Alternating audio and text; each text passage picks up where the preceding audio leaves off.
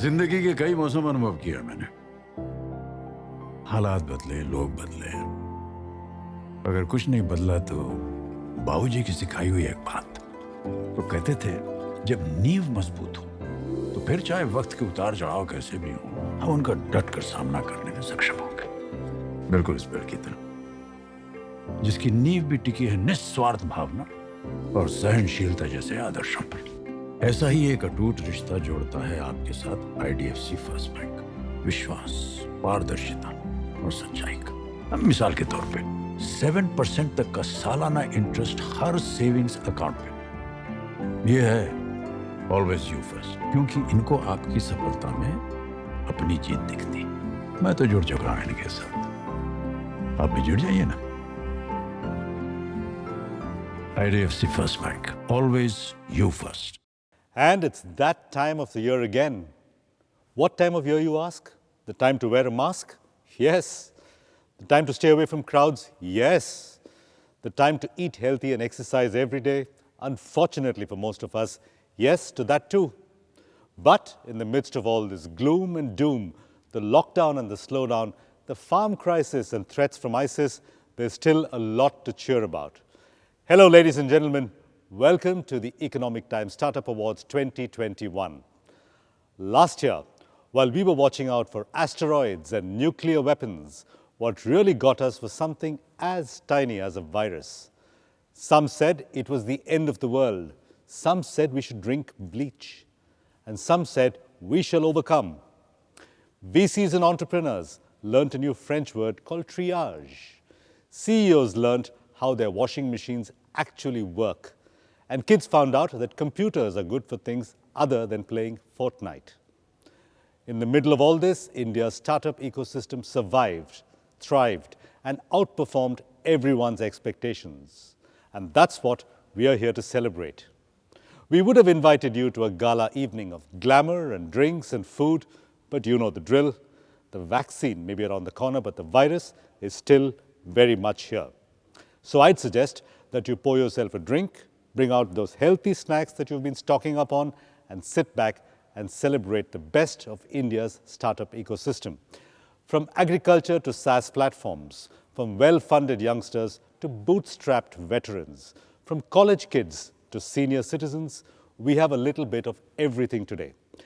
Today is a celebration of those brilliant minds that believe that the future belongs to the risk takers, not the comfort seekers. To follow us on social media or to post your thoughts, use the hashtag #ETStartupAwards.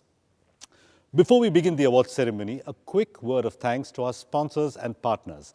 Presenting sponsor, IDFC First Bank. Knowledge partner, Traction Technologies. And telecast partner, ET Now. To kick off proceedings, I welcome Mr. Piyush Goyal, Honorable Minister of Commerce and Industry, Railways and Consumer Affairs, and Food and Public Distribution, Government of India, to deliver his address. Minister. A very good evening to all of you, ladies and gentlemen. Delighted to once again be a part of the Economic Times Startup Awards, something which is an institution by itself. I've been a part of this program, not virtually though. I've been present in many of these programs in Bengaluru. This time around, we are talking to each other virtually, but I'm delighted that Economic Times has chosen to continue the tradition of the Startup Awards, an award which celebrates the finest, most innovative and bold entrepreneurs. Last year awards were truly a delight when we recognized some of the outstanding achievements of our young entrepreneurs, innovators, and the energy in the room gave a powerful imprint of success. I laud the efforts and the dedication of the jury for choosing the winners across so many categories like the top innovator, the bootstrap champ, the women ahead, the best on campus, COVID-led healthcare, and all of these various identified elements that are being recognized today will truly demonstrate the vision, the courage, and the never say die spirit of our young startups. I congratulate all the winners of today's Startup Awards, and I wish that you grow beyond boundaries and bring laurels not only for yourself, but for the nation. As they say, recognition is the fuel which furthers growth. They give a very powerful inspiration and incentive for success. Your story shall be the story of India's growth in the 21st century. It shall be the story of 4 I's: ideation, innovation, implementation, and impact. I believe in the power of ideas. Solutions may be simple, but their impact can be enormous. As the Prime Minister says, India needs local solutions with global applications. The philosophy of Steve Jobs of making technological products beautiful and innovative led to creation of several inventions which today are the desire of everybody across the globe. In fact, despite dropping out of college without any resources, he started the journey of Apple from a garage, as they say, to become a $1 trillion organization. An entrepreneur is someone who starts with a big dream, but not necessarily with large resources. This mismatch between resources, ideas, and ambition is not an issue, but rather an inspiration, a fuel for innovation. Our entrepreneurs have to brave emotional, mental, physical challenges as they work towards new ideas, but truly they have demonstrated huge grit and determination to succeed. In fact, during the ongoing pandemic, we have seen the power of our young and enthusiastic boys and girls who really rose to the occasion. In fact, some of the ideas that are being recognized today are demonstrating that spirit, that drive that each one of you has. We saw some cost-effective solutions for vaccine storage and transportation. We saw innovation in cold chain technologies. We saw innovation in how to transport viral samples for testing. We saw AI-based technologies for pre-screening and monitoring of patients. I mean, there were so many ideas, and I cannot but help mention some of the achievements that caught my attention as the jury decided on who the winners of today's awards are. The fact that you could come out with a cost-effective and durable solution to address the COVID pandemic by creating a COVID testing kit in 2 weeks is truly demonstrating the ability of the young entrepreneurs who created that testing kit, worked non-stop day and night, and finally crunched 1 year's production into 2 weeks. The upskilling of technology to provide affordable education has reaped rich dividends during the pandemic period. We've seen not only the valuation of our online portals go sky high, but they've actually served in maintaining and ensuring continued education without loss of a period of time or a year for our young boys and girls. In fact, the women entrepreneurs have also written extremely successful stories during this period. Innovation and advancement in space technology, developing the green fuel that can power engines on satellites and launch vehicles to hurl payloads up to 150 kilos into an orbit of 550 kilometers is truly something we are all proud of. These remarkable innovations have the potential to propel India towards development, but also help the world in its development efforts. We can provide cost-effective and efficient solutions to the rest of the world, given the innate power to think out of the box that Indians have shown over the years. In fact, startups are only the first step in a long journey of success that I can foresee for each one of you today. Startup India since 2016 has built a very strong ecosystem for nurturing innovation and our startups. This has catalyzed the culture of innovation even in rural areas in India.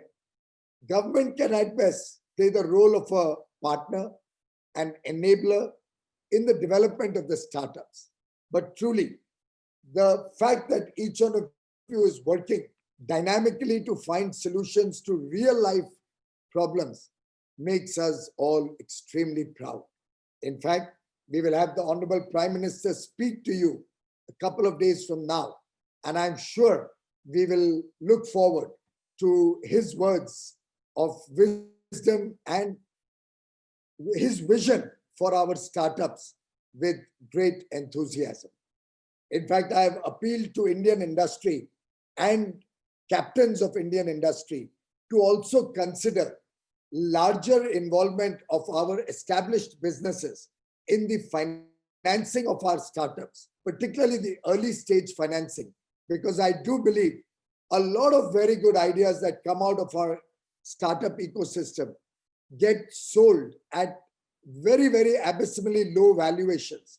And international players with an eye for opportunity are picking up some very good startups, picking up large stakes in our startups at an early stage. I do hope Indian industry will take my appeal seriously. I had suggested that we create a 10,000 crore rupee fund, a domestic fund managed totally professionally, which can identify opportunities that come out of our startup system at an early stage so that they can help our startups write a new destiny for India's success and help our startups expand their horizons through their innovation, through their inventions, through their collaborations, and create opportunities in newer sectors to help India truly achieve the status of a self-reliant nation, an Atmanirbhar Bharat. Ladies and gentlemen, I once again compliment our startups who have won today these awards and all those who have also participated in these awards. You may not have got an award this year, but I assure you, each one of your ideas has been recognized, has great potential, and I'm sure you will work harder in the days to come to achieve even greater success and help create the golden era for all Indians. I commend your commitment, your vigor, your perseverance, and I'm sure you will help India achieve its rightful place in the Committee of Nations. My compliments to each one of you. Today is a joyous day. We are celebrating Makar Sankranti, Pongal, Onam, Lodi. Different parts of the country are in a celebratory mood today. On this auspicious occasion, I wish you, your family, your near and dear ones, and all of you engaged in the startup ecosystem a wonderful year ahead. Stay safe, stay healthy. India has demonstrated its ability to overcome adversities, converting this challenge into an opportunity. And I'm sure together, all of us will work towards making up the lost time last year, but certainly making huge transformative impact in the country, in the future of our country. My best wishes to all of you. Thank you. Thank you, Mr. Goyal, for your inspiring words. I now welcome Mr. Ravi Shankar Prasad, Honorable Minister for Communications, Electronics and Information Technology and Law and Justice, Government of India, to deliver his opening address. Mr. Prasad. Friends, my greetings to all of you. This whole movement of startup being awarded by Economic Times is very significant. even for me too, the third time I'm appearing in this program, but this time with a little sentimental aspect. I lost my mother recently, and it is the first public function I am getting involved with after completing all her rituals. I'm happy in a way that the first public function I'm attending is the Economic Times Startup Award. This is a good institution, a very powerful institution, and in a way, a platform to encourage those who do make a difference in the digital landscape of the country.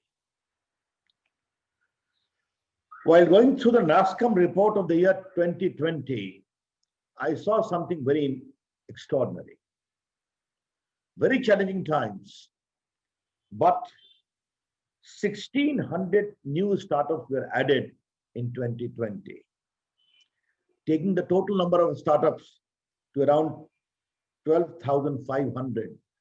India maintaining its lead of being the third biggest startup movement in the world.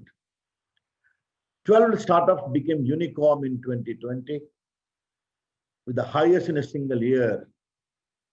And therefore, the total number of unicorns in India is now 38. $3.5 billion of funding was received by the startups in 2020. And it is the estimation that in 2021, 50 plus unicorns will be created in India. I, at the very outset, began with this particular number to emphasize that even the dreaded pandemic of COVID could not deter the surge of a startup movement in India. Yes, last year has been very challenging. Difficult times. No rail, no plane, no highway, no movement. Yet the country has to remain united, and also the country needed to go to work. A country of the size of India.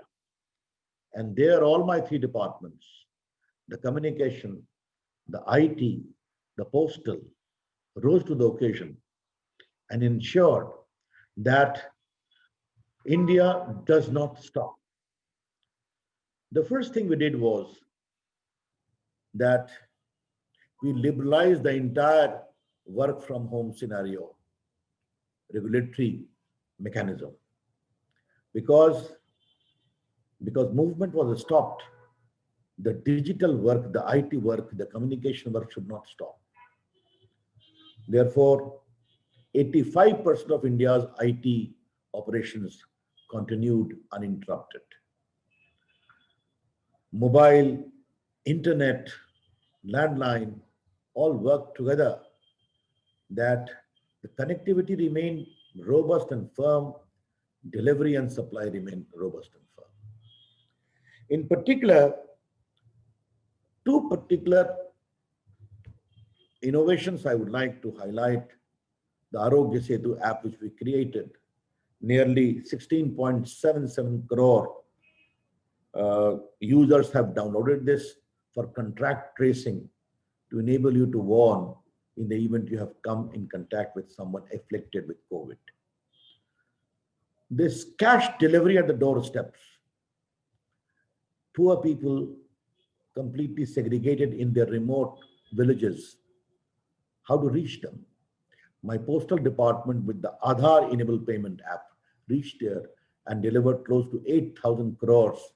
In many cases, my postman went on a boat with that app to enable Aadhaar enabled payments with the thumb impression of the recipient. These are very unique experiences which we are able to ensure during these challenging times. I'm quite sure many of the startup movements have also enabled the successful delivery of these models on the ground. In the Common Service Center movement, we got established e-Gramin stores, where, as you all aware, when we had come to power in 2014, there were only close to 80,000 CSCs. Now the number is 4 lakhs. They are spread in the far-flung areas of the country. All of them are startup in their own way. They began with 1 computer, now they're having 20 computer plus, from digital banking to digital delivery to a lot of other digital related work from skilling, etc. They are doing. About 12 lakh young boys and girls work there. I asked them to use their talent to establish e-Gramin stores. A large number of e-Gramin stores were established. Almost an e-commerce platform in the remotest part of India. And they did a business of close to 150 crores. Another was CSC Kisan E-Mart, whereby we connect the farmers, producers with the market. And with that connection, traders send their own delivery vehicles to collect their produce, vegetable or fruits or crops, and get them a good market. These are some of the new innovations which we are able to develop and establish, and which work very, very successfully during these challenging times. Why I conveyed all this at the very outset? It is for a very particular reason. Economic Times is not a newspaper simpliciter. Economic Times is now the vibrant voice of India's economy, trade, commerce, communication, and IT. And when I was expounding the whole concept of digital India, I in particular insisted upon digital inclusion as the defining aspect of digital India.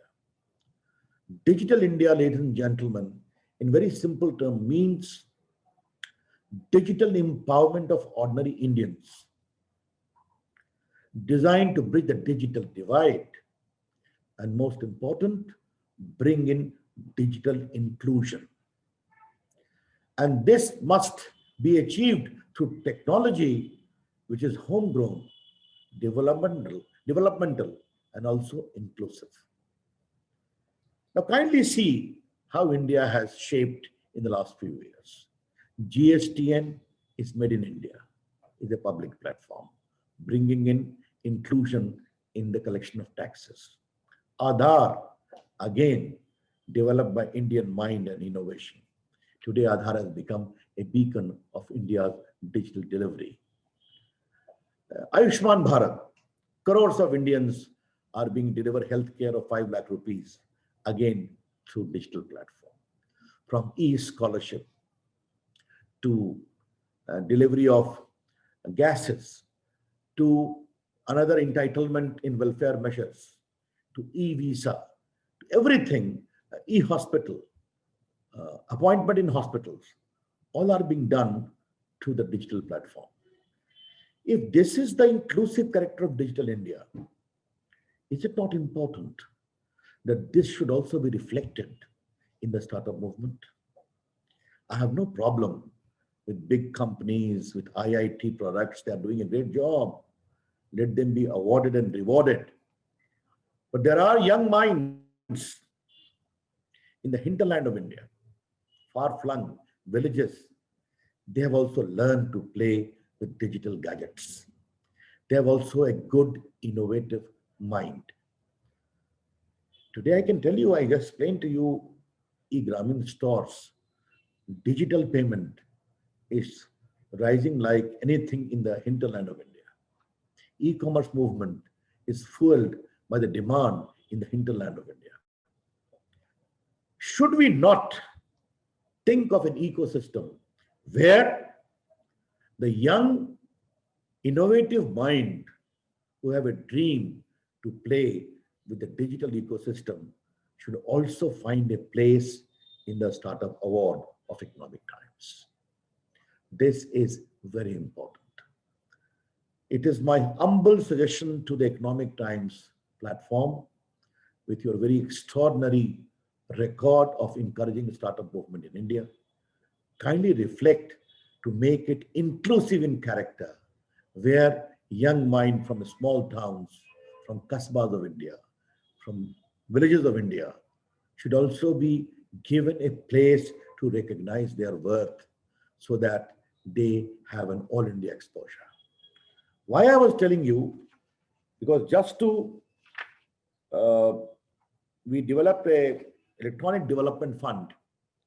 84 startups are there who have raised 6,287 crores of funds, created or acquired 199 intellectual properties, generated 12,500 indirect jobs.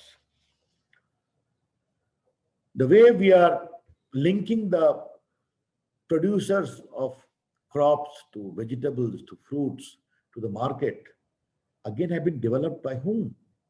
By people who have an innovative mind, who could see the reality of agriculture and crop pattern on the ground.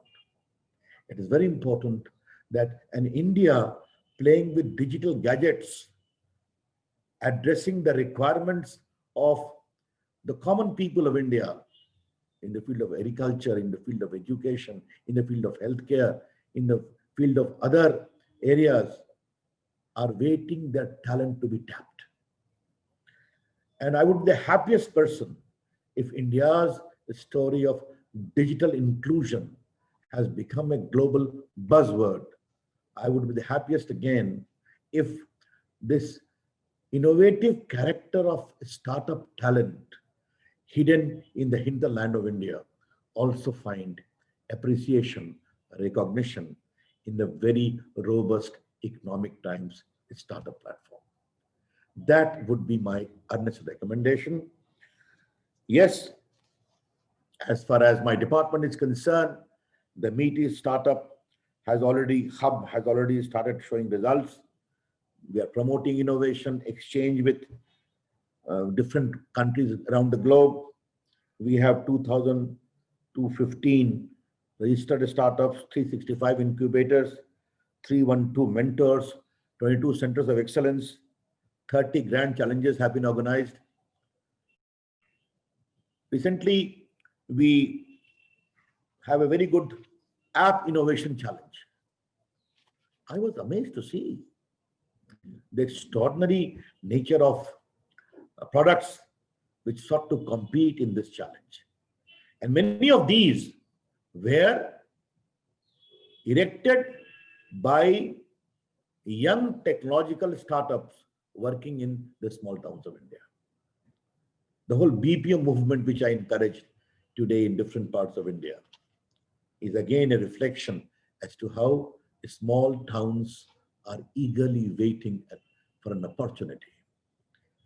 This Chunauti scheme, which we have launched recently in my department for promotion of startups in Tier 2 and Tier 3 cities, where we propose to give 25 lakh of funding to those selected to further scale up their startup ambitions. But ladies and gentlemen, why a startup is very important? Because digital platform has the extraordinary ability to encourage innovative mind to find an answer to their innovative ambition. That is the biggest success that out of the large number of startup movement which we have started in the last 5-6 years, majority of them are digital based. We encourage a scheme to select Made in India Atmanirbhar Bharat video conferencing facility. And do you know, we gave the top award to whom? A young man with a vision and ambition working in the very remote part of Kerala. I met him. I was deeply impressed. He's a small team, but his product today is being used globally. I want the startup movement of India to become a movement being globally recognized.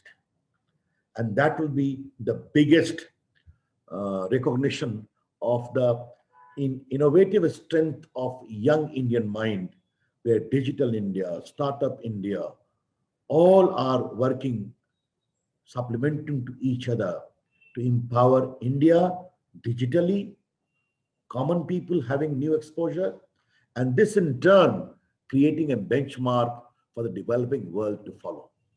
That is what my whole ambition is about. And yes, we can do. Why I say so, I just mentioned about what we could do during the COVID challenge. Many of these electronic manufacturing schemes like PLI we launched during COVID. Again, it has given extraordinary result. Production link incentive, specs, EMC 2.0. Could you believe that I launched this scheme in April 2020, height of COVID? The last day of application was 31st of July, height of COVID. And all the top companies of the world in mobile manufacturing have come to India. And what is our mission? Our mission is global champions manufacturing in India and Indian champions becoming national champions. These global champions and national champions have to work together to ensure that India becomes a very robust center of mobile manufacturing.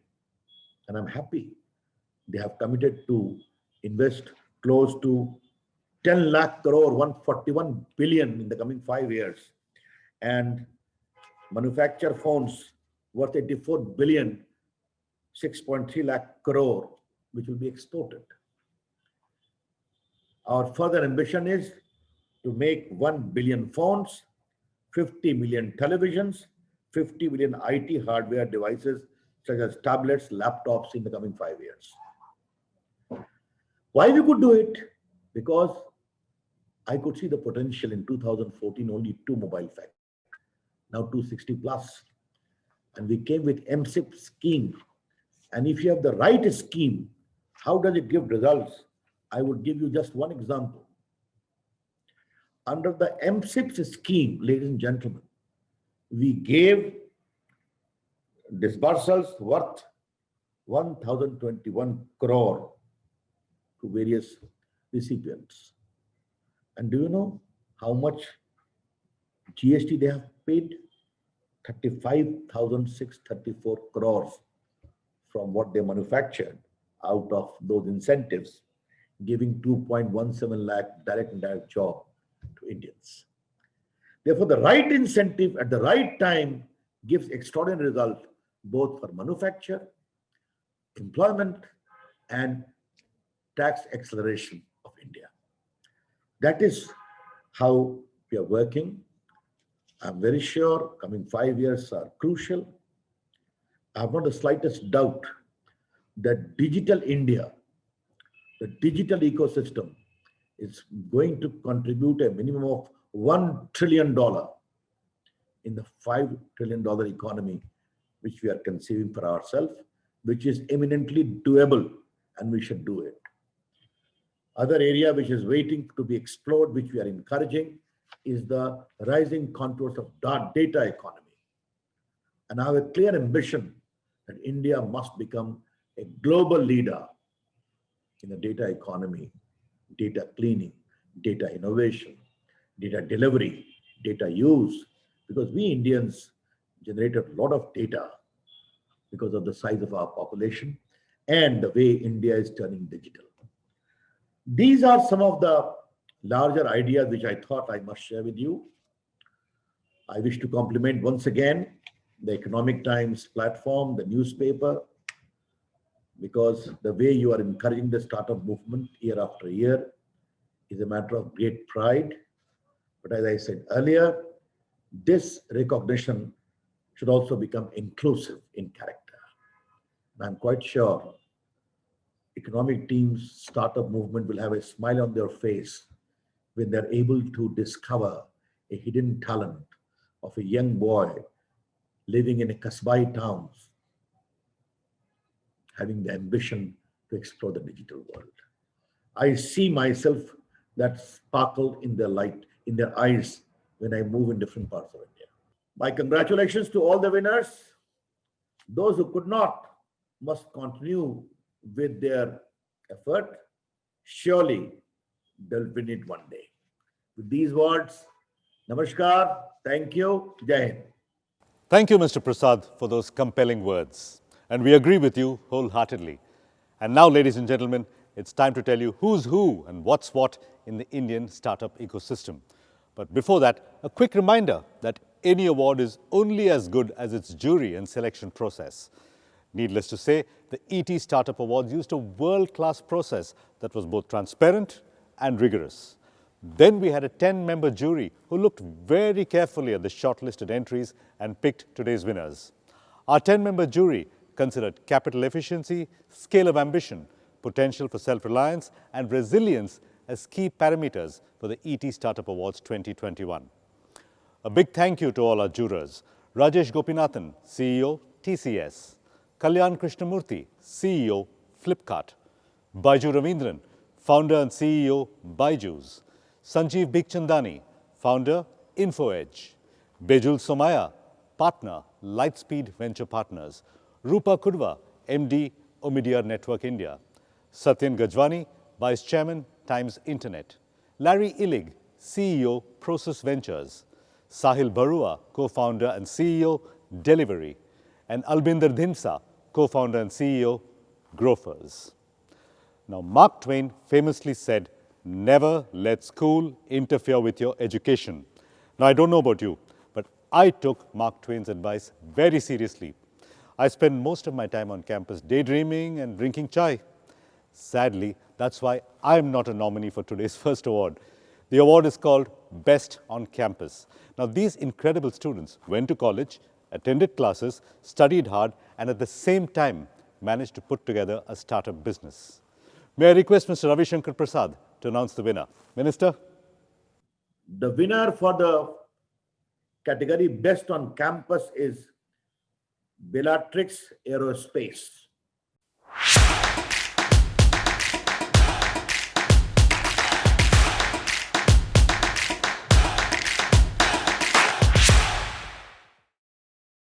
We would like to thank the Economic Times and the jury members to have given us this award, the ET Best on Campus Award 2020. This is indeed one more feather onto our cap, and it has already given us a lot of recognition and support. We would like to dedicate this award to our team members.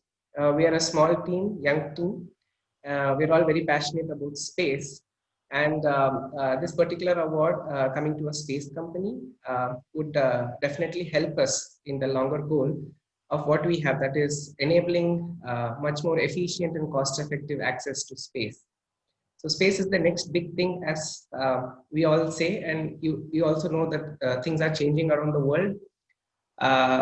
Many big people are investing in space, and at this time we getting this recognition from the Economic Times group brought us good recognition. It boosted the morale of our team members. That's why I would like to dedicate this award to our team.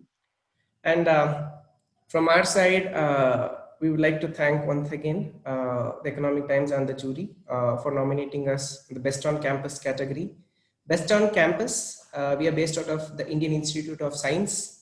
It wouldn't, whatever work we do wouldn't have been possible without the campus ecosystem which IISc Bangalore has. So we are very fortunate to have received this award. And thank you very much, as we all look at space is the next frontier. Congratulations, Team Bellatrix. May your ambition soar like a rocket indeed. Now, it's been said that creativity is seeing the same thing that everybody else is seeing, but thinking of something completely different. Our next category is for these creative geniuses. The award is called Top Innovator. This award recognizes innovations that have the potential to launch a business or to give it a big boost. May I request Mr. Goel to announce the winner. Minister? I am delighted to announce the winner for the category Top Innovator 2020 is Ugl Cosmos.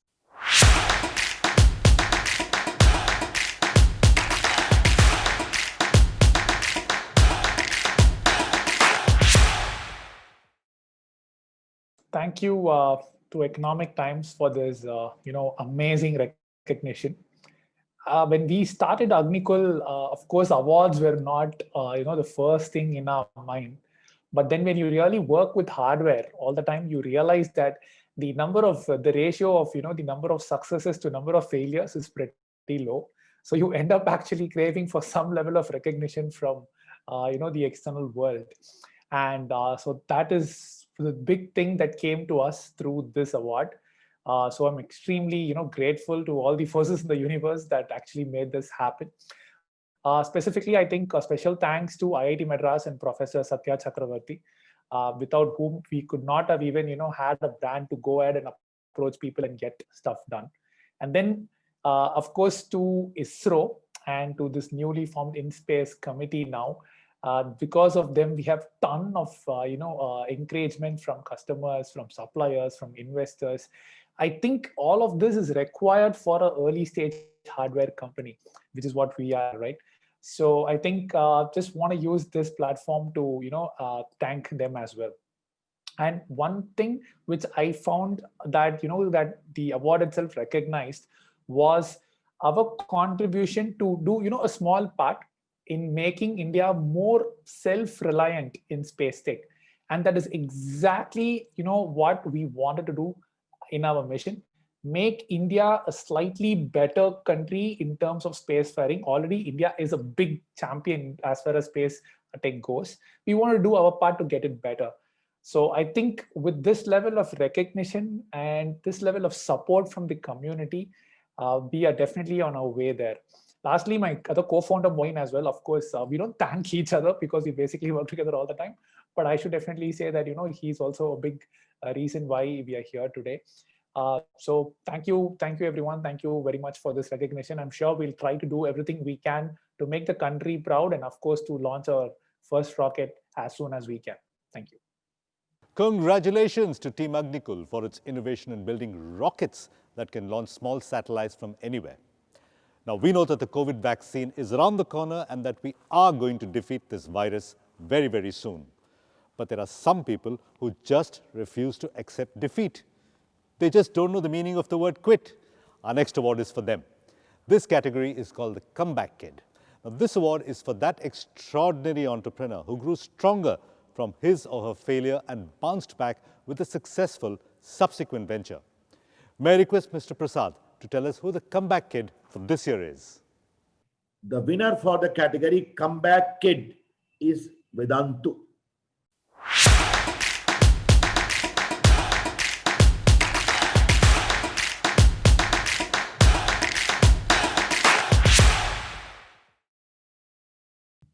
Thank you, ET, for recognizing Vedantu and me for this award. I really would love to dedicate this award to actually many people, but starting off with my mom and my wife, Nikki, without whom nothing of this would have been possible. Very, very, very important contribution, for them to support through this roller coaster ride, and very instrumental in me being where I am.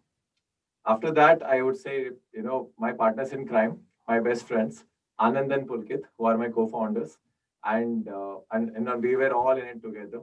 So Vedantu, for what it is, what it was, we've been together for 15 years. So yeah, this award is, as much for me as for them. All the Vedans who have been with us, who have believed in the vision and supported us throughout, it's still day zero. Miles to go before we sleep. All the teachers, the huge teacher community, actually, we are the ones who serve them and enable them to spread this magic and, amazing teaching across the world. Thank you, teachers. And most importantly, the students and their parents. Vedantu, when it started, was an entirely new category. So thanks a lot for them, for supporting in us, for believing in us and trusting their students to us. And, needless to say, we are fully committed. We are obsessed about the child and their learning outcomes, and we will continue to strive to deliver the best for them. So thanks a lot. And last but not the least, to all the investors out there who, despite ups and downs, have stood by us and supported us. So thanks a lot, guys. Look forward. And this is still day zero for us. and look forward to creating much more impact at scale. Congratulations, Team Vedantu, for showing grit, resilience, and commitment to build a company that provides affordable education for the masses. Now, here's something I learned recently on the internet. Do you want to make $1 million from your Facebook account? Here's how you do it. Step number 1, log into your Facebook account. Step number 2, go to account settings. Step number 3, deactivate your account. Step number 4, start working really hard on your startup. That's what our next winner did, and they did it without taking money from anybody other than friends and family. The award is for the Bootstrap Champ of the Year. May I request Mr. Piyush Goyal to announce the winner? Minister? This one is interesting. The winner for the category Bootstrap Champ is Gameshin Technologies. Congratulations to you.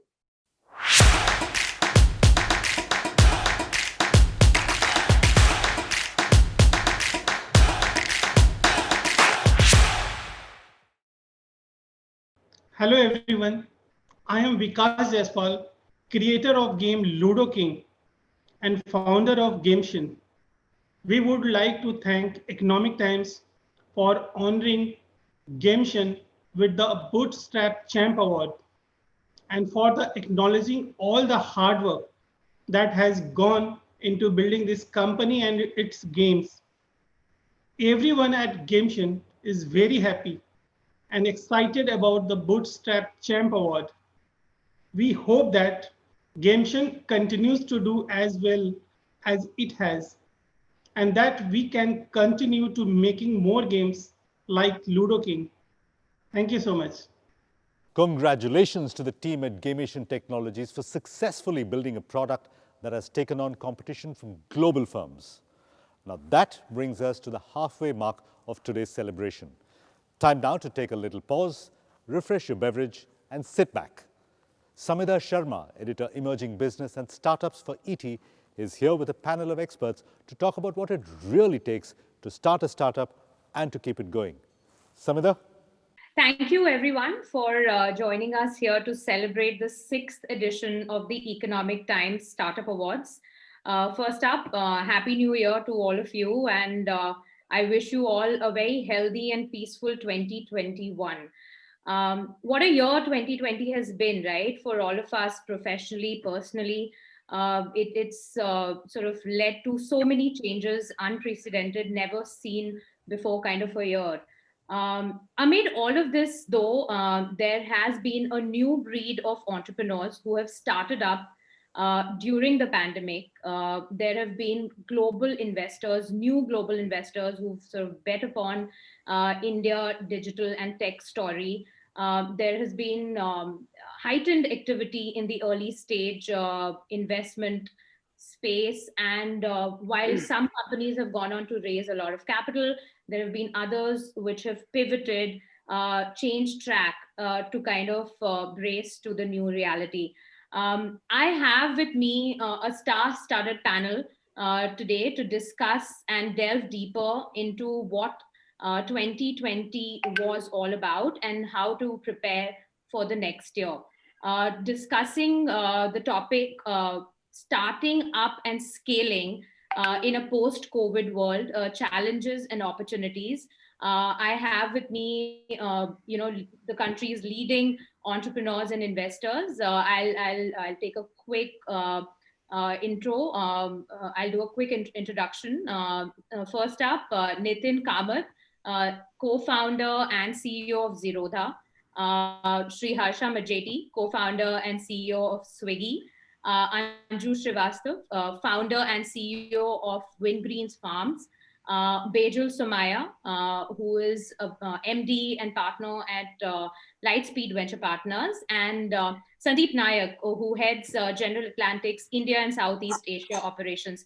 Thank you all, the four of you. Thanks so much for taking out time to be a part of ET Startup Awards finale today. I want to straight away jump in and talk to all of you and understand what the last year was like and what do entrepreneurs sort of make of 2021 as they get into the fold of entrepreneurship. Nitin, I want to start first up with you. Zerodha has actually benefited substantially from the past year. The kind of traction that online trading, stock trading, and financial services as a sector has seen is sort of unprecedented. But tell me, what did you make of 2020 and the COVID crisis in terms of your business, and what is the new normal for entrepreneurs and founders as they come into the entrepreneurship and they begin their journeys as entrepreneurs in a time like this?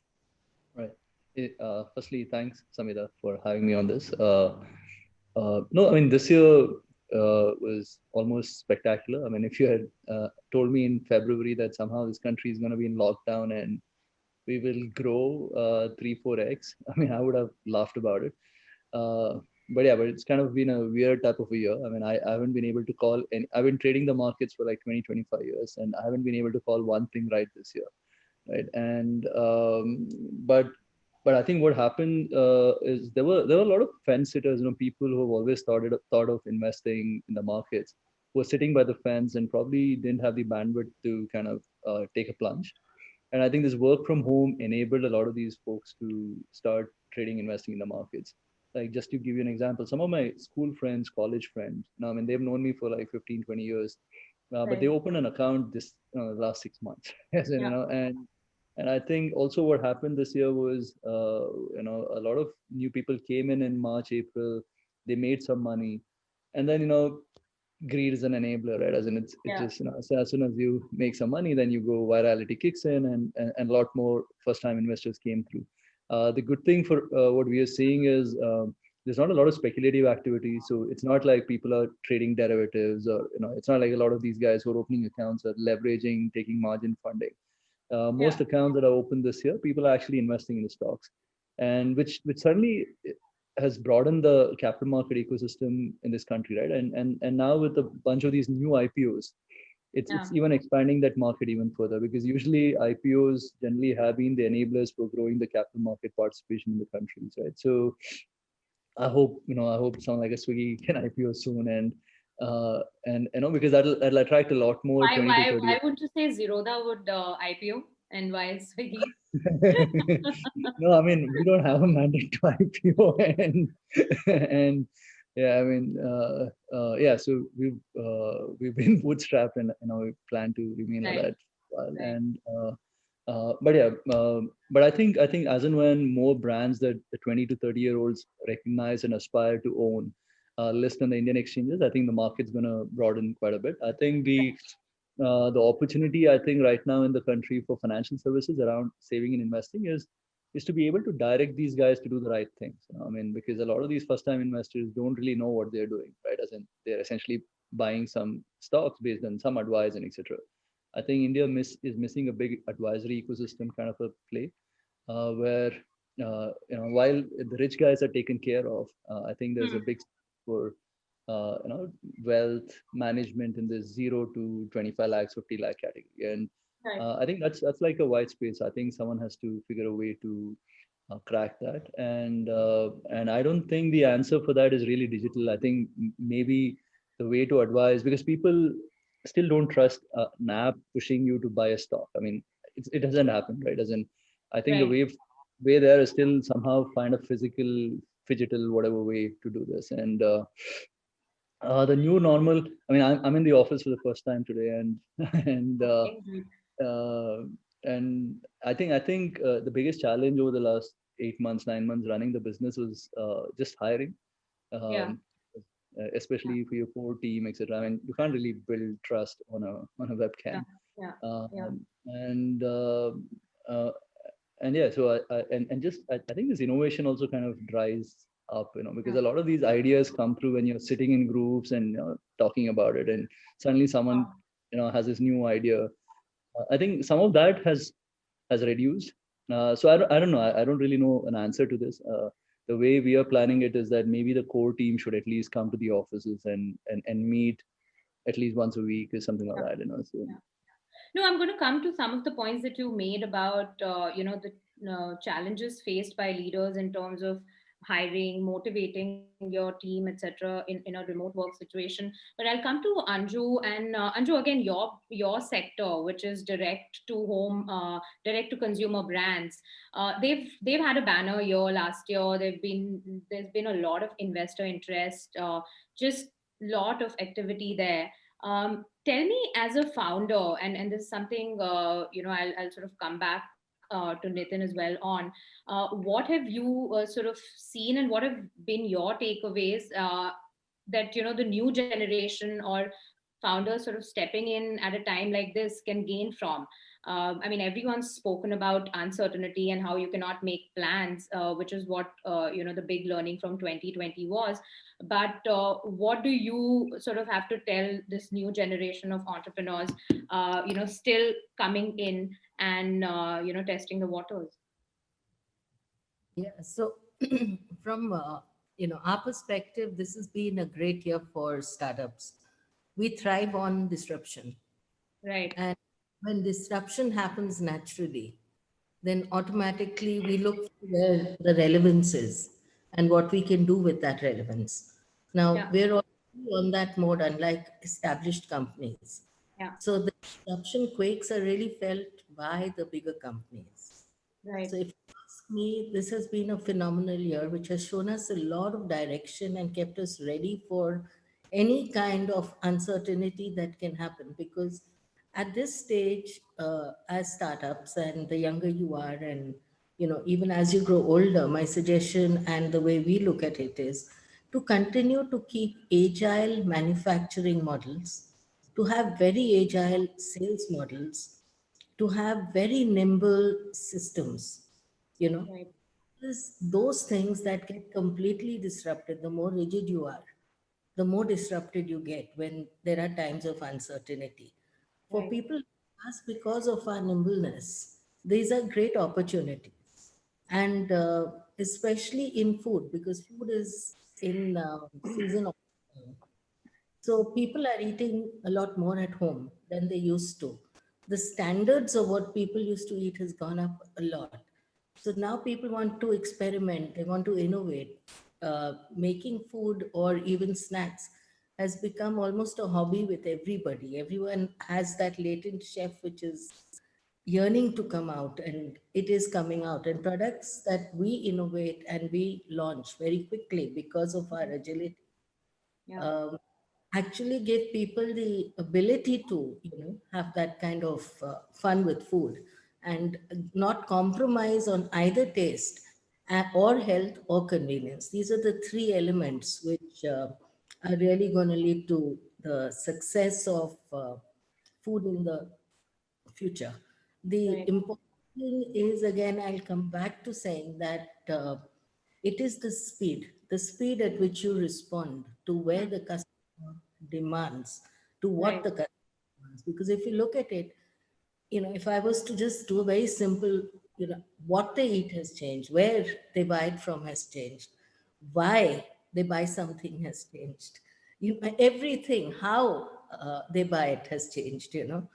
And in such Everything. short time, right? I mean, it's sort of been 9 months and so many changes. And it's fascinating for startups. I mean, it's like, just if you see them as opportunities, there is so much and what to Yeah. do. I mean, Right. we've launched about 50 new products in the last, during the pandemic. And Yeah. organic and inorganic growth, we are trying to keep with the demands of the customer. So, Harsha, you, and in your sector, food delivery bore the brunt of it in the initial few months really badly with the lockdown being implemented nationally.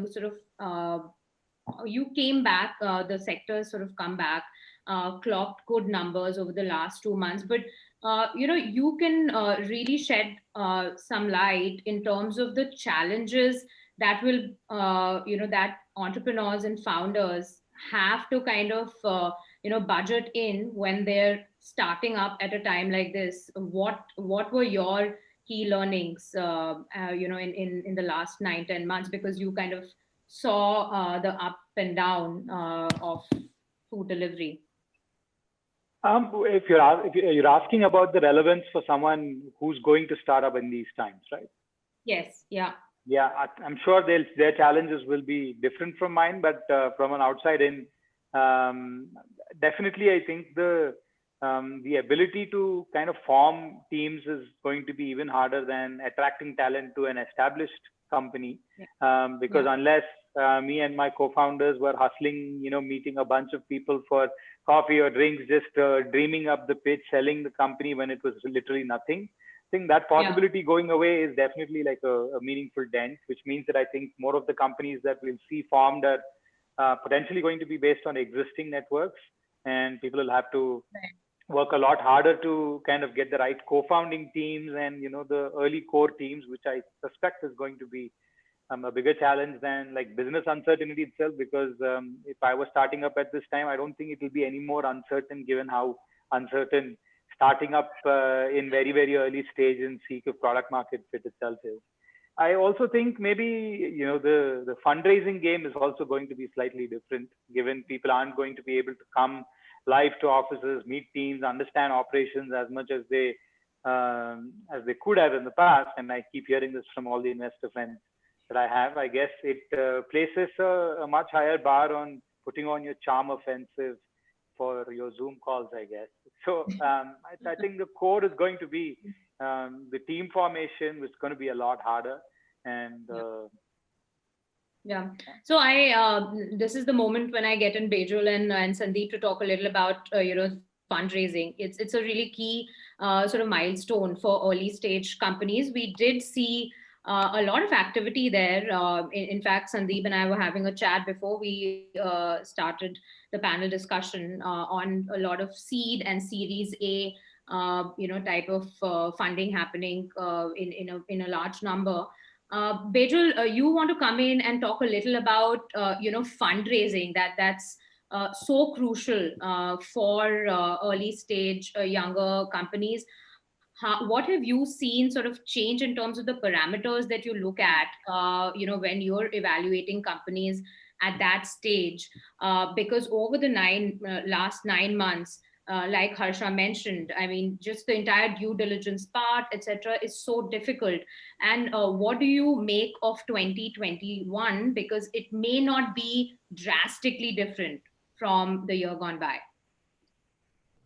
Yes, Samantha, thanks. I think, with respect to 2020 on fundraising, it was in a sense a tale of two halves, right? The first half of the year was very quiet. The second half was quite active. So I think a lot of firms have now built some capability and cadence to invest in this new environment. And I think that will continue into 2021. I think at the stage, at least, that Lightspeed invests, which is typically early, not a lot changes, because really we're investing on the basis of the strength of the founders and their connection to a market and the market. So as it relates to those two things, because at that point in time, the business usually it's almost always pre-revenue. Quite often it's even pre-product. And so from a market perspective, there should be no change to, in a sense, the points of view that firms have developed over time. And in terms of people, I think that obviously we all prefer meeting in person and spending that time, and there is no substitute for that. That said, I think the role of referencing becomes even more important in this environment. And I don't mean referencing to check whether someone is high integrity or not. Hopefully that is not the issue that we're dealing with. But it's really getting under the skin of the entrepreneur. What motivates this person? What is their commitment to the market? How do they deal with ambiguity? How well do they attract talent? How well can they sell? How strong are they at execution? Kind of forming that assessment. I think the nature of how that happens changes, but can still happen. It can just happen through a number of different conversations with people that have surrounded that person over time. And so I think that's why you're seeing this reflected in investment activity. I don't doubt that at later stages, and I'll let Sandeep comment, but when more capital is being exposed, valuations are higher. I'm sure it does change because you do want to touch and feel and perhaps visit those companies in a way that may be trickier to do. Yeah. Sandeep, I mean, you bet a big chunk of capital on Reliance Geo Platforms, 800 million odd. General Atlantic was part of, dozens of investors who kind of onboarded the Geo juggernaut, as it's being called. Tell me, while Bejul and the early stage investment community, like he said, was sort of, in the latter half of the year bounced back, and the numbers sort of speak for itself. 9 billion odd went into Indian startups, and this is I'm not including obviously the money raised by Geo Platforms. What do you make, and this is something that I'm just hearing from everyone, this is what I feel as well, the big sort of got bigger last year, and it will sort of stay this way. And considering you've backed a bulwark like Geo Platforms, what do you think how will that impact early stage investing or startup investing at large, considering you've committed such a huge number to one company? Thanks, Amita. I actually don't see it that way. The reason being, as General Atlantic, we have been backing tech enablement as a core tenet for the last 40 years, right? And we have seen all the highs and lows of what happens with tech companies and startups. So we invest as low as $25 million check to as high as the 900 million that we wrote on Geo. But given our core investment tenet, we believe in backing entrepreneurs driving change in global disruption. Our fundamental belief is that India can create over $1 trillion of economic value from the digital ecosystem. What that means is that you will see the equivalents of the Alibabas, Tencents, Baidus of the world show up in India, which will be domestic Indian companies getting to that hundreds of billions of dollars of value, which is one of our themes backing Geo, which is basically democratizing the digital society. But you will see Nitin's being multi-decacons. You'll see Harsha being a $100 billion company. And in spite of these existing large tech companies in the space, which will create immense value for India, the entire ecosystem around the digital startups will also create immense value. So it's not that the big will only get bigger. Just given the entrepreneurial spirit in India and the amount of capital that's chasing that particular spirit, you will see many more Nitins and Harshas and Anjus of the world come in the next 5 to 10 years. And I was always a bull on the digital startup ecosystem in India, and I've even become a bigger bull post-COVID, because this shock in many ways will overcome the natural inertia that resides in any system and accelerate change that was already underway before COVID. But the behaviors and adoptions have significantly accelerated by almost 5 to 10 years. So on the demand side, as Nitin mentioned, he's seeing users who are showing up who would have never shown up before. We are seeing that in Byju's, in Unacademy on the educational technology side. You're seeing a new demand show up. And when it comes to Harsha's side of the business, as investors, after a certain scale that Bijul mentioned, for people like GA, we always question how big is the TAM, how big is the addressable market once you cut down the subsidies and once you take back the discounts. And COVID, in a beautiful way, showed us that when that happens, there is still a very large market that is growing at a very fast clip that truly uses the services for convenience. And as a result, these businesses over time will become massive businesses. So COVID allowed us to test out not only what the new demand side would be on the consumer side, with digital first consumer businesses, with edtech businesses, with businesses such as Nitin's businesses, but also on existing businesses of the world where people always question saying, how big can these businesses be if you take back the discounts? It showed us in COVID, where discounts just went to zero and customer acquisition costs fell down, that these are huge businesses with large TAMs. So it's given more confidence to us as investors or late stage investors, saying here are the companies that we would back, which would make huge enterprise value in the future. Harsha, when we talk about late stage, companies, internet companies like yours, you're in a very sort of hyper competitive space with Zomato.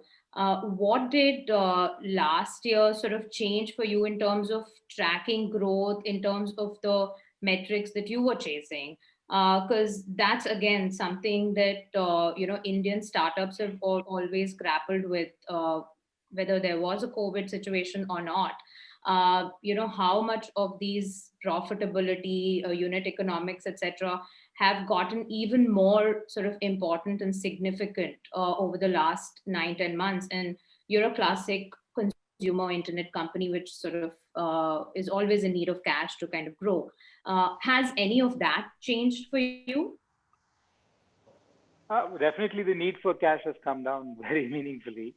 I think, like Sandeep was saying, there were changes underway that got accelerated. Our business is also like a mix. Like one is the food delivery business, where we've accelerated the profitability significantly, and we have new initiatives that we think really belong in a large way in the future that we're going to continue chipping away at and investing in. But like there are obviously many learnings and more from the first wave of investment that you're going to take into the next wave and come off much wiser. So I think the year was for us also two parts. I think for me personally, it was first denial that is this happening to us, then acceptance, and then a little bit of determination, on the back of some strength that you find month on month. And now finally we're getting back to like feeling very excited, saying, okay, we have so many learnings that we now just have to make the most of it and make them count. Nitin, while you, like you mentioned, do not have the pressure to sort of do an IPO, give an exit to investors, etc., in terms of your business and the strategies that you would sort of draw up for Zerodha, what did any of that sort of change, or it was largely around the concerns which you highlighted, which is on hiring, motivating your team when you're remotely functioning? But on the business side, did you see and did you kind of push? Did you get pushed to kind of change any of your strategies, near term, mid term, long term? I mean, this year was all good problems for us. So we had, back in Jan, Feb, we were doing 2.5 million trades. We had a day, one of those volatile days, we almost did 10 million trades in a day. Right. So it was essentially, just being ready for that scale. And so a lot of sleepless nights around that. But otherwise, the strategy has always been the same, which is keep building customer first kind of initiatives, products, etc. And a couple of things that we were working on before came through very well for us this year. First one was this platform that we are building called Nudge, which essentially warns customer when they're doing any mistakes when trading, investing, right? And so this year there was a rush of people trying to buy penny stocks. So the first thing we did on Nudge, the platform, was so if someone's trying to buy a penny stock, we essentially scare the shit out of the customer, right? We tell him to, you can lose all the money. Are you sure you want to buy the stock? Right? And what we've seen is our penny stock trading volumes are down like 70% pre-Nudge to post-Nudge. And that's super exciting that, we can kind of course, the customer can always override that nudge to go ahead and buy it. But the fact that the small little thing that we're doing can actually help the customer kind of take the right decision is very exciting. So that worked very well this year because almost 70-80% of the customers we added this year has been first-time investors who maybe not know what they're doing as well, right? And even with the scaling issues, we were very lucky that we were working on a bunch of things that came through in March this year, because of which we were able to kind of power those 10 million trades the day we hit 10 million trades. And yeah, so but strategy wise, it's still it just remains the same. We just got lucky to be at the right place, right time. Right. I have a couple more questions, and then we'll have to sort of wrap it up. But Anju, if you can talk a little about, what is it that you've seen as a, when you look at tech and sort of very tech focused companies and a D2C company like yours. I mean, there was just a lot of interest shown, a lot of funding, which happened and which is also in the pipeline. What has the, sort of, how has the investor sentiment changed over the 9 months for a brand like yours or the overall D2C category in India, which earlier was always sort of, always was spoken about as having a lot of potential, but it would not really sort of get the kind of valuations, the funding that a typical tech company would. Yeah, so I mean, most of the consumer companies, at least the startups that I know, and especially us, we are looking at becoming a food tech company. So a food tech company means that we are setting up, want to be the one of the gourmet marketplaces, mostly with our own brand. And we're Right. looking at, obviously, we have augmented our delivery systems, our warehousing systems, because that's where the bigger crunch comes. Getting through to people because we were so visible offline in the past that people already know us, and we found that people were looking for us everywhere. Now, when you are on other tech platforms, the problem is that you are, dependent on them to showcase you. Yeah. So setting up something of your own at the same time as still being on other platforms makes a lot of sense. And Right. as a business, the fact that we can have a huge basket of products which are, we understand the relevance of what the customer desires much more than others who have not been in the food, consumer food Right. space. Right. And Right. so it's a complete change of model in a way, while I would say the continuing growth in D2C will be a huge bonus because Right. that is coming back. And but if we won't be totally dependent on it as Sure. time goes by, we are looking at 50 to 60% of our sales coming from food tech Great. going. Yeah. Yeah. So that's how we are taking it. And so we'll be ready for anything then. Quick, all right. So I'll just sort of wrap this up. I want each one of you to talk about what will be the big sort of transformational shift in terms of the next year, and what is it that we can sort of look forward to for 2021 as more entrepreneurs, founders start up. Harsha, you want to take it first? One big change, transformational change, likely because of technology, tech shift. Yeah, I think we will see a lot more at the intersection of social media and commerce. I think only green shoots have started showing up in the last year, but I think we'll kind of really start seeing more of the potential of how they can come together in full bloom. And that's what I'm excited to see more of. Okay. Bejul? I really think there already has been and will continue to be a transformational shift in confidence in the ecosystem, and confidence and sentiment is incredibly important, and two reasons for that. One is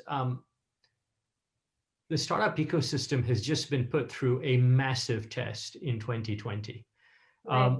Well, we may take a lot of things for granted, but entrepreneurs, in the face of very significant disruptions to their businesses, migrated entirely to home and then executed with resilience, ingenuity, creativity, so that we are here at this point where we're talking about how this was a good year for Yeah. tech startups. I mean, that is incredible. So I think entrepreneurs have responded incredibly. And the second is that, some of the points Sandeep was making, there is genuine pull in the ecosystem from small businesses to large enterprises that are automating more, to consumers across categories. And that was one of the questions a lot of people had, which is, look, there was a lot of subsidies used, which is not unusual at a time of market creation. Yeah. But what we've now seen is genuine pull, genuine demand. And I think the combination of those things, are really meaningful. Sandeep, any quick take? Yeah, lot has been said, but I really believe, Samida, that we have seen the shift of innovation hubs, and it all started in the Valley. It then moved predominantly to China, and you could see massive innovation coming out of China. And I think it's now time for India, and we're going to see some real innovation coming out of India that I love to call that will address the needs of Bharat, which is Right. really addressing the belly of the market where there are 1 billion plus people that have aspirations. where new age tech startup entrepreneurs will go and meet those demands that are out there, which will create massive economic value for the country. Nitin? I mean, to add to everyone else, let me talk about the business of money. I think in the business of money, building credibility takes a long time. People don't trust a brand very easily, but I think that's changed significantly this year. I mean, people are trusting their money as savings and investing with newer companies much faster. So so I think, and there is this whole breed of first time to market who are trying to get more than bank fixed deposit returns. So potentially, that market can grow quite fast. Anju, anything that you're sort of looking at? Yeah, we're looking at a coming together of companies.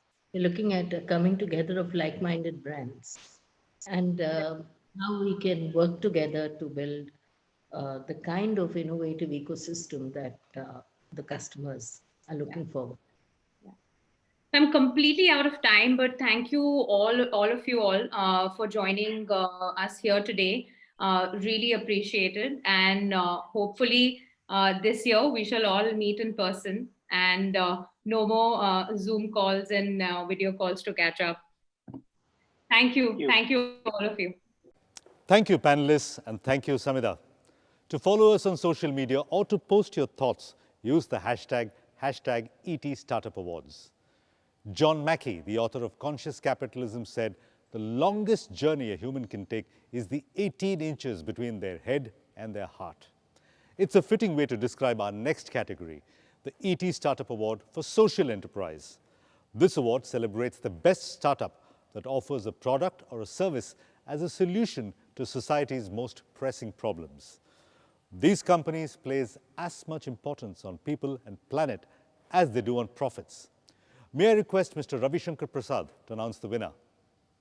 The winner for the category Social Enterprise is Samunatti.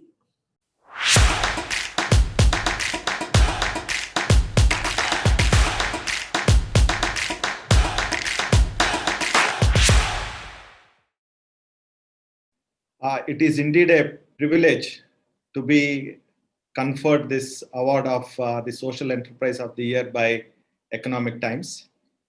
We are humbled and privileged to have been chosen for this award. While what excites us more is having been given the opportunity to bring in difference to the smallholder farmers and working towards making markets work for them. Milestones like this by an institution adds to the encouragement, adds to the conviction that what we are doing indeed is important. So we humbly dedicate this award to all the smallholder farmers in this country who are toiling to make our lives better. And with encouragement like this, if we are able to make their lives better, make their activity sustainable, then we would have done our bit for them. I also take this opportunity to thank each and every customer of Samunati, each and every FPO, which has led us to reach out to the smallholder farmers. The team at Samunati is a blessing, wonderful set of people who have come together with the common mission of doing something meaningful in life. And this award is a testimony to a lot of hard work that has gone in building this unique model. Personally, I'm also grateful to the Heartfulness Institute and the Heartfulness Way of Meditation that I have been practicing for the last 27 years, which has given me an inner guidance, given me to listen to the heart, given me the clarity to pursue what is meaningful in life. And I dedicate this award to the Heartfulness Institute and make a strong recommendation that each one of us find our inner calling in some way or the other. And with all of these encouraging awards that Economic Times is bringing about, if Samunati can inspire more and more youngsters, more and more entrepreneurs, more and more Samunatis to come into the Indian landscape, then we would have done our job. So thank you, Economic Times.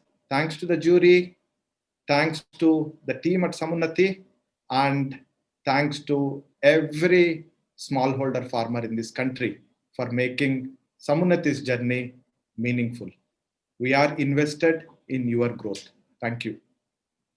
Congratulations, Team Samunati, for your efforts in helping create a market for farmers and agri-entrepreneurs and for helping improve their livelihoods. Former British PM Margaret Thatcher famously said, "If you want something said, ask a man, but if you want something done, ask a woman."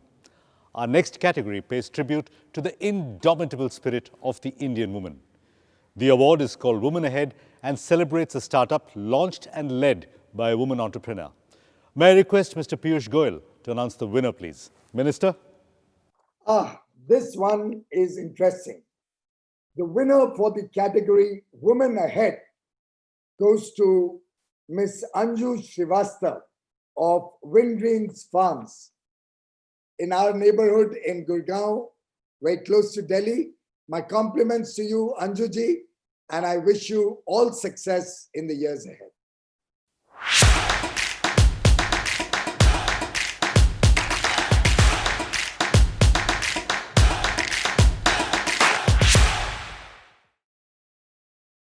Thank you, Economic Times and the ET Startup Award jury for giving us this award. I accept it on behalf of every member of my team at Wingreens. Thank you for recognizing us for setting up a socially inclusive business model with a dynamic front end. Thankfully, the Indian millennial generation is hungry for products and businesses with a soul. But most of all, I am delighted to see so many women build such great businesses. I hope this award serves as an encouragement for many, many more such women to come forward and do the same. Thank you. Congratulations, Anju Srivastava, for demonstrating passion in building a healthy packaged food brand with an ethical and social backend. Now, last year was a tough year for entrepreneurs and an even tougher year for investors. From dealing with companies whose revenues came down to zero, to logistical hurdles, to political upheavals, VCs didn't get much sleep last year. But some of them managed and managed with a smile. And one of them is going to win our next award, the award for Midas Touch of the Year. This award goes to an investor who managed an early investment in a successful startup, or pulled off a profitable exit, or realized an earlier investment. May I request Mr. Ravi Shankar Prasad to announce the winner? Minister? The winner for the category Midas Touch is G.V. Ravishankar of Sequoia Capital, India.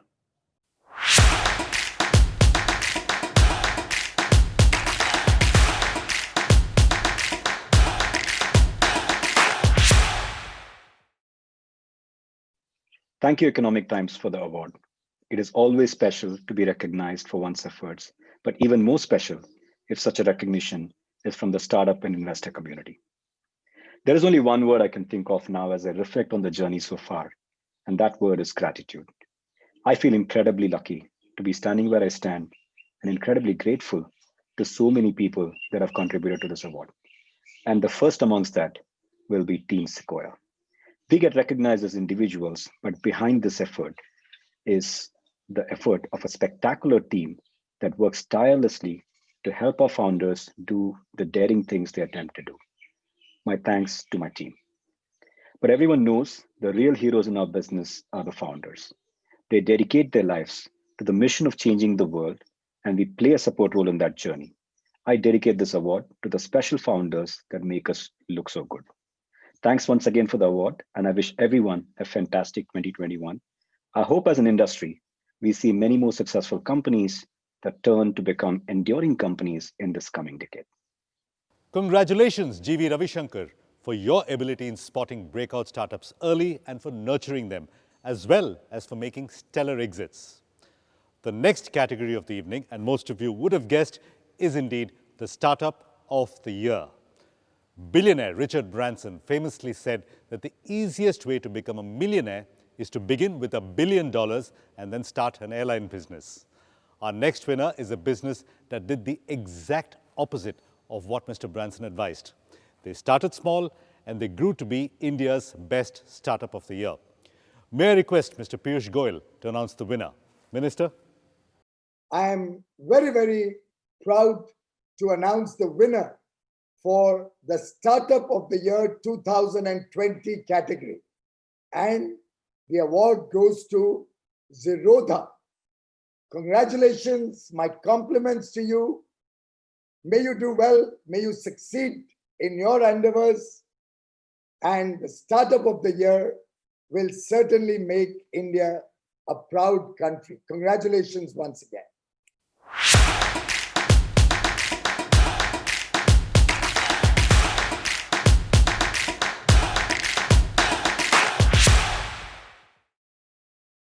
Hi everyone. Firstly, back in 2016 when we won the ET Startup of the Year in the Bootstrap category, I had gotten on the stage and had said something like, I wish someday we can come back and win the main award. So it almost feels surreal that we were able to do it this year. So firstly, I'd like to thank the jury for considering us worthy to be, for winning this, like a super prestigious award. I think winning this award is almost like winning the Oscars for people building startups and businesses in this country. I think this award also, goes to show that businesses can be built in multiple ways and successful at it, right? As in, not every business needs to go and raise capital continuously. We are still bootstrapped. We still don't spend any money on marketing and advertisement. So hopefully this acts as like a guide to people who are building businesses, that you don't need to really cut, copy, paste, and just build a business in one particular way. This also wouldn't have happened if not for our customers, 4 million customers who have helped us grow without having to spend any money on advertisement, especially the first 100,000 customers, because they were there when there was nothing, and they kind of trusted us. And for everyone from Zerodha who's watching this, I guess you all know that we're just getting started. We still have a lot to do to grow the capital market ecosystem in this country. Thanks once again, ET, for the awards, and thanks to the jury once again. Team Zerodha disrupted the online broking sector without raising any external capital, scaling the business, and being profitable. Congratulations, Team Zerodha. Now, last year, even as the impact of the pandemic was felt by countries, companies, and individuals, Indian startups rose to the challenge. We saw several ventures pivoting into new business models and adapting to the new normal. In all this, healthcare became a critically important part of the startup ecosystem. That's why we have a new category this year, the award for COVID-led healthcare. May I request Mr. Ravi Shankar Prasad to announce the winner of this very special category. Minister? The winner for the category COVID-led healthcare is MyLab's Discovery Solutions.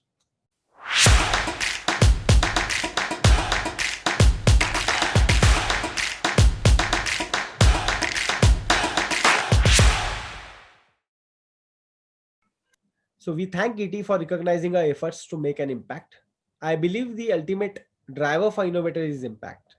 The impact we create in life of others, the impact we can give by giving hope to billions of people, and the impact we do by bringing the best solutions to grassroots of a developing country like us. We accept this award on behalf of Indians who have come together to fight this pandemic.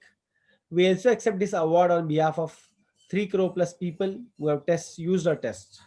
We are thankful for teams who have worked tirelessly to ensure that we serve the country. And finally, we are very grateful to every media personnel who have not only reported at grassroots by risking their lives, but as well as helped to translate the science of it to the common man. Thank you, everyone. Congratulations, MyLab's Discovery Solutions, for being the first Indian company to launch a commercially approved COVID-19 test kit, reducing India's dependence on imported kits. Now, I request Mr. V. Vaidyanathan, Managing Director and CEO of IDFC First Bank, to say a few words. Mr. Vaidyanathan? Hello, everyone.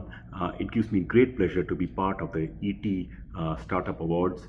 We could really see from the number of success stories how much of a distance we as a nation have covered in dealing with this new, vibrant, global, digital ecosystem, so to say.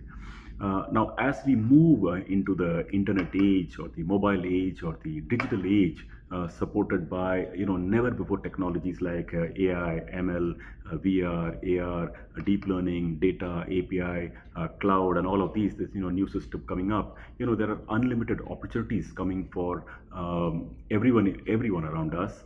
And not only opportunities, actually new world is emerging, and we as a nation, we cannot afford to jump on to this new world, because as a nation, remember, we lost out on the industrial revolution age, maybe in the 1800s and 1900s, and then we paid a hell of a price for that, staying poor since then. So if we miss this world, then again we would have missed the very big opportunity the new world would have given us from here on.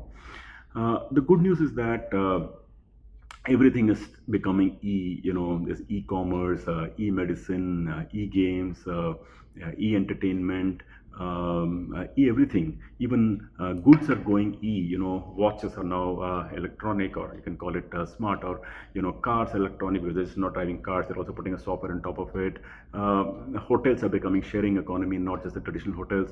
So everything is changing into the digital world, and that is almost giving India a fresh start or a fresh opportunity, and that is something really we cannot afford to miss. The good news is that in this process of change that is going on, let me say a large number of startups are coming up. I'm told India has close to about 50,000 startups, and maybe about 1,300 new tech startups were formed in 2019 alone, which is like 2 to 3 tech startups a day. Close to about 1.5 lakh people were employed. So these are like fantastic opportunities. But I always think that we should not forget that in the same ecosystem, while we are probably doing a good job in startups, we should also know China is really powering ahead with that ecosystem. US is powering ahead. In any case, all the Facebook and Google and Amazon and all the large big techs are sitting there. They are providing global services. They are taking revenue from the rest of the world, and effectively this is all going back to the US and the US people. We will need our own ecosystem which supplies services maybe for the rest of the world, where we can get access to the global pool of wealth that can come back to our country and make our people standard of living improve. So this is a really big opportunity. I'm really happy the government is taking it seriously and trying to empower and develop the startup ecosystem. But frankly, any amount of work done, we must say we can do more, because this is that important. I say again that if you miss this, you would have missed a lot for really generations to come, and this is that really important. So to all entrepreneurs who won the awards today, as by virtue of a dint of hard work and energy and innovation that you put in, our heartiest compliments. And clearly we just have to tell ourselves we can't afford to miss this revolution.